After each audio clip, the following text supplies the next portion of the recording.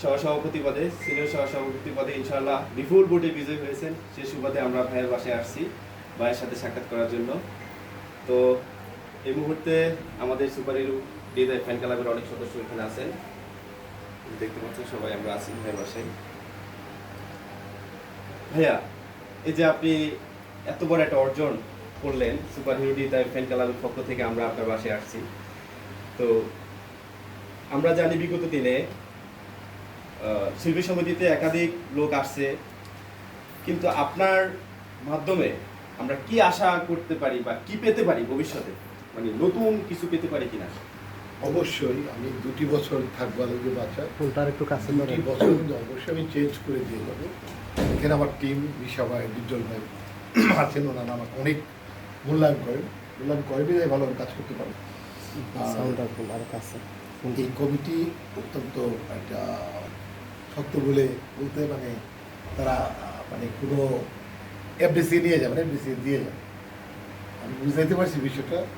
তারা চলচ্চিত্র বানাবে, হৃদয় সঙ্গে 50টা চলচ্চিত্র বছরে বানায়, এটা তার জন্য কোনো সমস্যা না।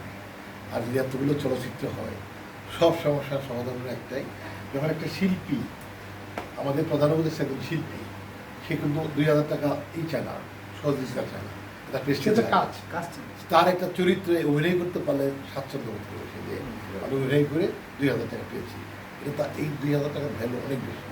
আমরা এটা নিশ্চিত করবো, শিল্পীদের কাজ আমরা নিশ্চিত করবো যাতে কোনো শিল্পী বেকার না থাকে। আর এফডিসিতে আমরা প্ল্যানিংয়ের মধ্যে আমাদের হিউজ প্ল্যানিং আছে, তার মধ্যে ছায়াছবি বানানোর মডেল প্রধান, আর পাশাপাশি অন্যান্য উন্নয়ন। আমাদের ডিজল ভাই শিল্পীদের থাকার একটা বাসস্থান করে দেবেন, উনি সেই যোগ্যতা ওনার আছে, আর হিউজ সম্পত্তি ওনার জায়গার মধ্যে উনি করে দেবেন। হয়তো বা কীভাবে দেবেন এখনও কথাবার্তা হয়নি, তবে উনি দেবেন। আর হলো আমরা আমার সুপার হিরো আসলো, তার অনেক কষ্ট করতে সারাদিন। আমার যাওয়ার কথা ছিল না, আজকে হুট করেই আমাদের ওইটা হয়ে গেল। হওয়ার পরে আবার অনাকাঙ্ক্ষিত একটা ঘটনা ঘটলো, সেটা একটা বিরাট গণ্ডগোল হলো, মারামারি হলো।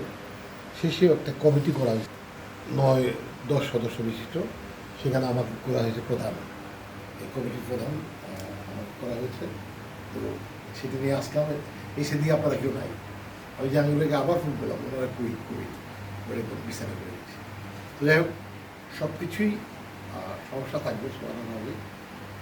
আপনাদের সুপার হিরো আল্লাহর কথা ঠেকবে না, কারণ নাই করি না, আমরা করি না, করতে পারি না।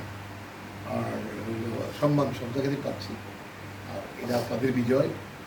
আপনারা যেই পরিমাণে সাপোর্ট দিয়েছেন সবসময়, যে কোনো অনুষ্ঠান এফডিসি কেন্দ্রিক করেছেন, আমাকে হাইলাইট করবেন। তো এই হাইলাইটটা কাজে লেগেছে। অবশ্যই আমাদের সেক্রেটারি জেনারেল সেদিনও তাই ইফতার, আপনি আমাদের রহমতুল্লাহ ভাই ছিলেন, ইফতার পার্টি করলাম, সেটা অনেক সুন্দর ছিল, সুশৃঙ্খল ছিল, খুব ভালো ছিল। আমরা এভাবে আপনার পাশে সবসময় থাকতে চাই, মানবিক কাজগুলো করতে চাই আল্লাহর মতে। আমরা বিগত দিনে অনেক নির্বাচন দেখেছি বিএফডিসিতে, বাট এবার নির্বাচন ছিল, কারণ হচ্ছে এবার নির্বাচনটা এতটা ব্যতিক্রম ছিল যে কোনো প্রতিহিংসা ছিল না, আন্তরিকতা ছিল ভরপুর। আমরা মারামারি, হানাহানি, মিডিয়াতে আমরা কাউকে নিয়ে খারাপ মন্তব্য, নেগেটিভ মন্তব্য করতে আমরা শুনি নাই। তো আমরা আশাবাদী, ইনশাআল্লাহ এবার আমরা নতুন কিছু আশা করি, এবং সেটা আমাদের সুপার হিরো হৃদয় ভাইয়া অবশ্যই পারবেন, এটা আমরা আশাবাদী। তো সর্বোপরি সবাই ভালো থাকবেন, সুস্থ আর থাকবেন। একটু ওয়েট করেন প্লিজ। আমাদের মনের অবস্থা, আমাদের বন্ধুদের মনের অবস্থা কারোই ভালো নেই, কারণ আমাদের শ্রদ্ধেয় প্রেসিডেন্ট রুহুল আমিন কিরণ সাহেবের বাবা মারা গেছেন। ওনার বাবার যে চেহারা, আমার বাবার সাথে অনেক মিল, আমি খুবই কষ্ট পেয়েছি, আমার বাবার কথা অনেকবার মনে পড়েছে। তো যাই হোক, প্রত্যেকটা মানুষের ওয়ান ওয়ে রোড, আমাদের এক সময় ওখানে শরীর হতে হবে, ওখানে যেতে হবে। যতদিন পৃথিবীতে বাঁচি, ভালো বাঁচার চেষ্টা করি। সবাইকে অসংখ্য ধন্যবাদ কিরণ ভাই, এবং সারাদিন জাহাঙ্গীর আলম সুমন, সরি জাহাঙ্গীর ভাই আমার সাথে বারবার যোগাযোগ করেছে। আপনারা কোথায় সবাই আসছি। আচ্ছা, আমরা ফোন দেই ভাইয়া কি তাহলে এখানেই? সাড়ে 6টার সময় আইছি আমরা।